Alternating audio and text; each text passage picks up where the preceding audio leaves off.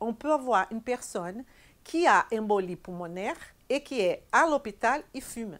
On peut avoir un diabétique qui est à l'hôpital, ils ont déjà enlevé, par exemple, son pied, parce qu'il est diabétique, il continue à manger du sucre.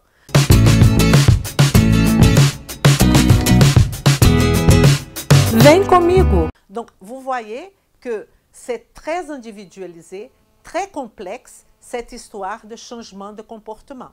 Ça, c'est qu'une explication que je suis en train de vous donner. Mais au fond, qu'est-ce que je veux dire? C'est que une personne qui avait un comportement A et qui passe à un comportement B, il y a toujours un facteur déclencheur. Et je vais plus loin. Une personne qui peut-être avait un comportement A, que c'était un comportement favorable, elle peut avoir aussi un facteur déclencheur qu'elle va à un comportement non favorable, comportement B. Ou elle a un comportement non favorable, elle a un déclencheur et elle va vers un comportement B favorable. Donc, il y a toujours ce facteur de renforcement. Renforcement dans le sens que on change notre comportement pour mieux, pour pire. C'est ça la problématique.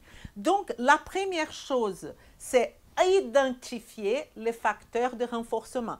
J'utilise cette expression facteur de renforcement parce que c'est l'expression utilisée par Prochaska et Clement. C'est pour ça que j'utilise ce mot-là.